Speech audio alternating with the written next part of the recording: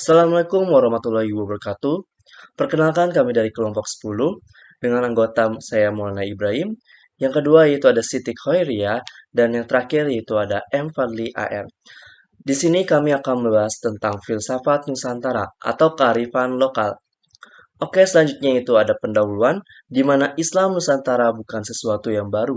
Ia hanya ingin mengembalikan sesuatu pada tempatnya untuk mengingatkan bahwa yang Arab belum tentu Islam dan yang Islam belum tentu Arab.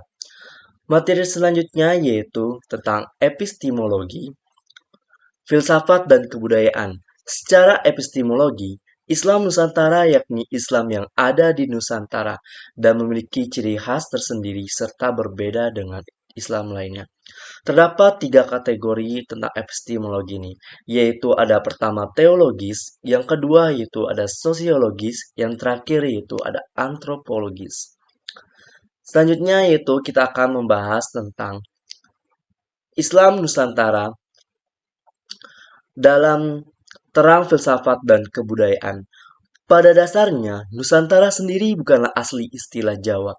Ia berasal dari bahasa Sanskerta yang secara harfiah berarti wilayah yang mengembangkan atau wilayah persinggungan Nusantara. Berarti sebuah pandangan hidup yang tak sekedar mengacu pada wilayah geografis. Dengan demikian antara risalah kesan dalam perspektif agama dan Nusantara dalam perspektif filsafat dan kebudayaan.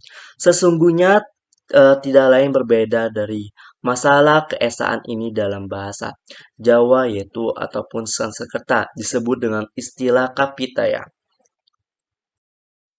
Bismillahirrahmanirrahim. Assalamualaikum warahmatullahi wabarakatuh. Perkenalkan, nama saya Siti Khairia, NIM saya 2214170. Baiklah, di sini saya akan melanjutkan presentasi dari presentator pertama tadi. Baiklah, di sini saya akan menjelaskan tentang kearifan lokal Nusantara. Dalam kearifan lokal Nusantara tentu tidak asing lagi buat kita, yaitu dimana sebelum kearifan lokal itu ada, kita dituntut untuk mampu berkreativitas, menciptakan temuan-temuan agar terciptanya kehidupan yang lebih manusiawi. Karena sebelumnya adanya kearifan lokal pun masih belum jelas dan agaknya sering tidak masuk akal, seperti budaya-budaya yang pamali atau apa. Nah, setelah adanya kearifan lokal, maka perlahan itu menjadi kebudayaan baru dan kebiasaan baru yang lebih baik dan lebih masuk akal tentunya. Namun, kearifan lokal sendiri semakin bertambahnya zaman, maka semakin berbeda cara berpikir dan beroperasi, maka kearifan lokal pun bisa saja akan ada perubahan yang terjadi. Nah, selanjutnya tentang Islam dan kebudayaan kearifan lokal.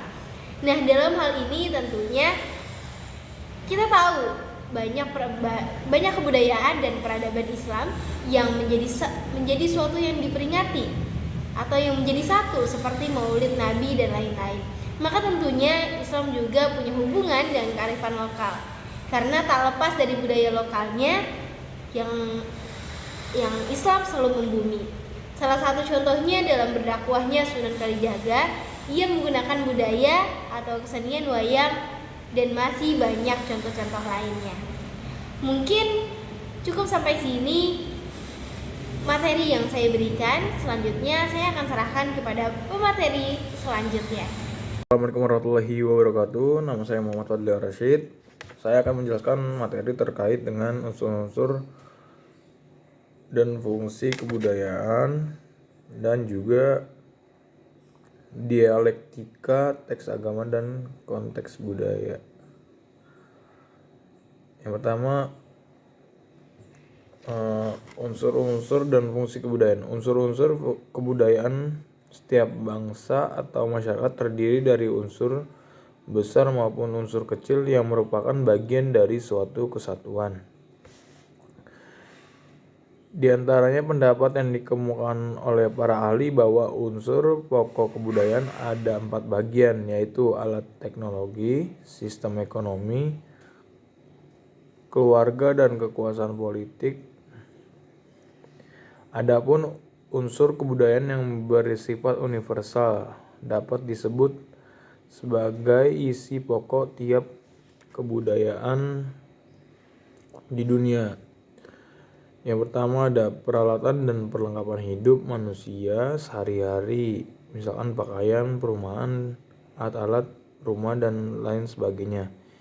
Yang kedua ada sistem mata pencaharian dan sistem ekonomi, misalkan pertanian, peternakan, dan sistem produksi. Yang ketiga ada sistem kemasyarakatan, misalkan kekerabatan, organisasi, sistem pernikahan, dan sistem warisan. Yang keempat ada bahasa sebagai media komunikasi baik lisan maupun tertulis. Yang kelima ada ilmu pengetahuan, selanjutnya ada kesenian dan juga sistem religi. Fungsi kebudayaan. Kebudayaan mempunyai fungsi yang sangat besar bagi manusia dan masyarakat. Bermacam-macam kekuatan yang harus dihadapi masyarakat dan anggotanya, seperti kekuatan alam maupun kekuatan-kekuatan lainnya. Dalam masyarakat itu sendiri tidak selalu baik baginya. Selain itu, manusia atau masyarakat memerlukan kepuasan baik di bidang spiritual maupun material. Sebagian besar kebutuhan masyarakat ini dapat dipenuhi oleh kebudayaan yang bersumber pada masyarakat itu sendiri.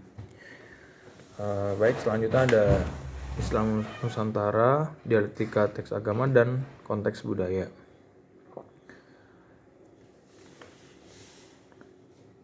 Dapat dipahami bahwa beragam corak praktik keislaman melahirkan ragam tradisi pemikiran Islam yang terus berkembang sesuai dengan tantangan dan semangat zamannya.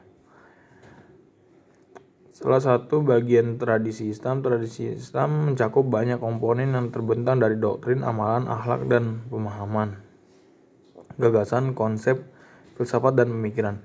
Konsekuensi lainnya adalah tentang taraf, kebenaran yang bersifat nisbi. Artinya kebenaran suatu pemikiran Islam bersifat terbuka untuk menerima kritik dan pertanyaan sehingga tradisi pemikiran Islam terus berjalan dialektis sesuai zamannya. Oleh karena itu, tradisi dapat bersumber pada wahyu Tuhan yang berinteraksi dengan berbagai situasi dan kondisi masyarakatnya. Dalam konteks ini, kehadiran wacana Islam Nusantara dapat dikategorikan sebagai bagian dari tradisi kreatif pemikiran Islam yang lahir dari tantangan dan semangat zaman kehidupan keberagaman Indonesia kontemporer. Dengan kata lain, Islam Nusantara hadir sebagai respon atas berbagai problematika kontemporer baik globalisasi, migrasi, ideologi, dan kultur yang terbawa arus teknologi karena mudahnya akses informasi yang semakin terdigitalisasi. Sedangkan secara istilah, Islam Nusantara sebagai pengumpulan implementasi ajaran Islam dengan kesadaran wakiyah. Pemaknaan ini senada dengan pendapat ulama yang mendefinisikan Islam Nusantara sebagai paham dan praktik keislaman di bumi Nusantara sebagai hasil dialektika antara teks syariat dengan realitas budaya setempat. Pendapat serupa juga disampaikan baginya Islam Nusantara adalah Islam khas Indonesia yang merupakan gabungan nilai-nilai Islam, menunjukkan makna substantif Islam Nusantara sebagai sintetis antara wahyu dan budaya lokal. Bedanya dua definisi. Pertama mengacu pada konsep Nusantara yang bersifat luas, yakni mencakup wilayah Asia Tenggara, sedangkan definisi terakhir membatasi ruang geraknya pada wilayah Indonesia.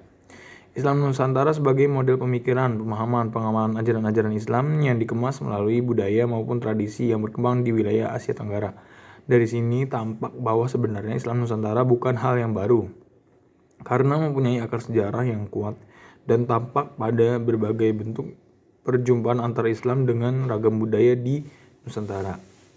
Dengan kata lain, Islam Nusantara merupakan representasi pemahaman dan praktik keislaman umat muslim di Nusantara sesuai dengan lokalitasnya masing-masing. Baik, terima kasih.